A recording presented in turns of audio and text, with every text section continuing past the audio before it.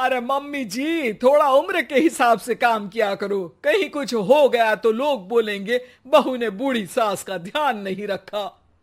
बहू, तुम भी थोड़ा कम और धीरे बोला करो। कहीं चिल्लाते हुए कभी कुछ हो गया तो वही लोग बोलेंगे 100 साल की सास भली चंगी बैठी है और बहू बेचारी चलती बनी। वैसे मम्मी जी, दादी बिल्कुल ठीक बोल रही हैं। हैं? क्या ठीक बोल रही है? वो जो कुछ भी बोले वो सास है, पर तुम क्यों बोल रही हो?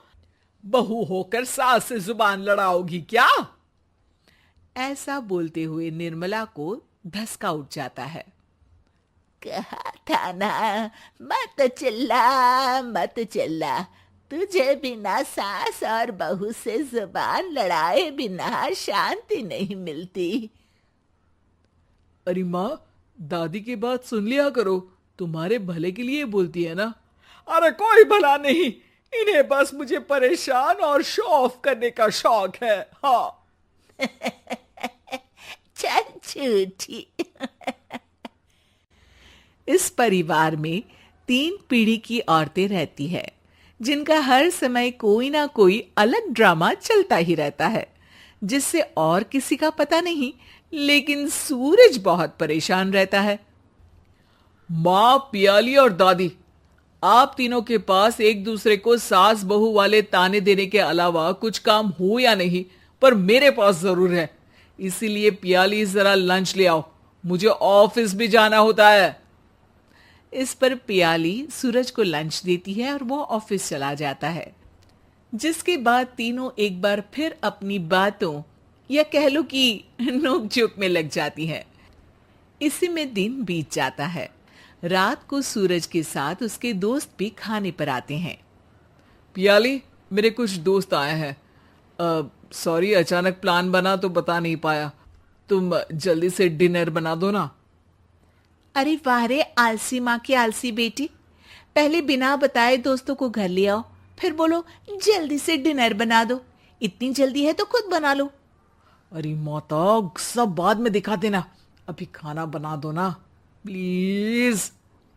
ऐसा बोल के सूरज दोस्तों के पास जाकर बैठ जाता है और पियाली डिनर की टेंशन में अपनी सास के पास पहुंच जाती है, जो अपने कमरे में आराम कर रही होती है। मम्मी, सूरज अचानक दोस्तों को घर ले आए हैं, क्या करूं अब? कुछ ऐसा बताओ ना जो जल्दी बन जाए और सर्व करते हुए भी अच्छा लगे। अरे रेस्टोरेंट से मंगा ले, दोबारा परेशान मत करना, सोने दे मुझे। इतने में दादी सास भी वहां आ जाती हैं। वाह, आलसी का आइडिया भी उसी की तरह बेकार है। कोरोना में बाहर से खाना मंगाएंगे।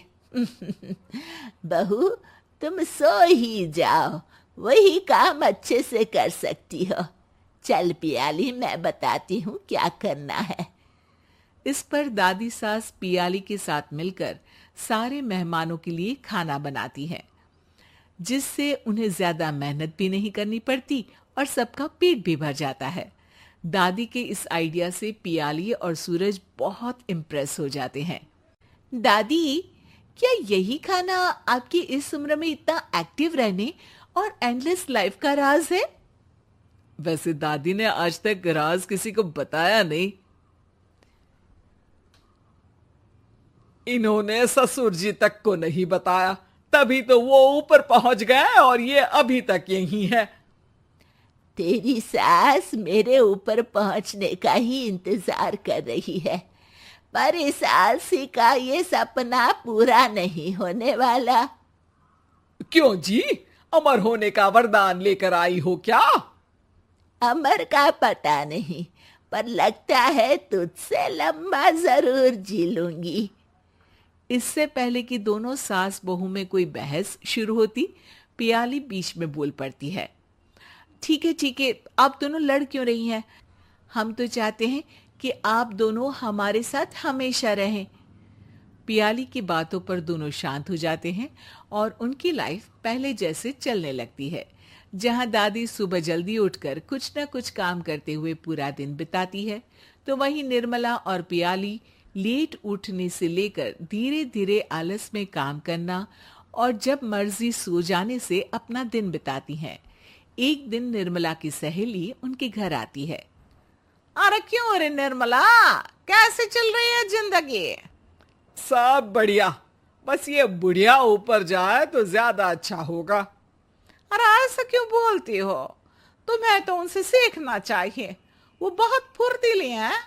मैं उन्हें रोज मॉर्निंग वॉक करते हुए देखती हूँ, और वहीं तुम और तुम्हारी बहू है जिन्होंने शायद सुबह का सूरज आज तक देखा ही नहीं होगा। सहेली की बात सुनते ही निर्मला भड़क कर चिल्लाते हुए पियाली और अपनी सास को वहां बुलाती है, जिनके साथ सूरज भी वहां आ जाता है और ये सब देख सहेली वहां से चली जाती है। अरे सासू माँ, आपको हमसे क्या दिक्कत है? अब तो मेरी सहेलियां भी आपकी वजह से मुझे ताने देने लगी है। मम्मी जी, कुछ तो लोग कहेंगे, लोगों का काम है कहना, आप इग्नोर करो ना। अच्छा वैसे महारानी, वो तुम्हें भी वही सब बोल रही थी? है? मैंने क्या किया? अरे किलस क्यों रही हो? अब तो समझो और अपना लाइफस्टाइल सुधारो। ओ मोरी मैया, अब हमारा लाइफस्टाइल भी खराब हो गया क्या? आपका तो हाई फाई है ना, बस उतना ही ठीक है।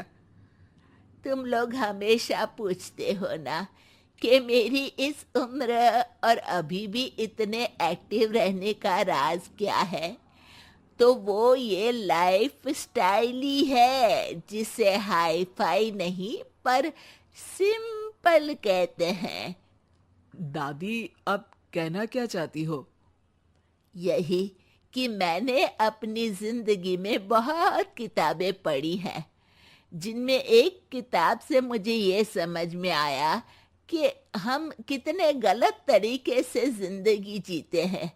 उसी के बाद मैंने एक अच्छे जीवन के लिए इकिगाई रूल अपनाया, जिसका मकसद तो सिर्फ अच्छा जीवन जीना था। इतना लंबा कैसे जी गई मुझे खुद अचंभा होता है। ओह, तो मतलब आप मुझे परेशान नहीं करती थी? वो तो आप करती हैं। वैसे ये इकिगाई क्या है? थोड़ी रिसर्च खुद भी कर लो आलसियों, सब मैं ही बता दूं क्या?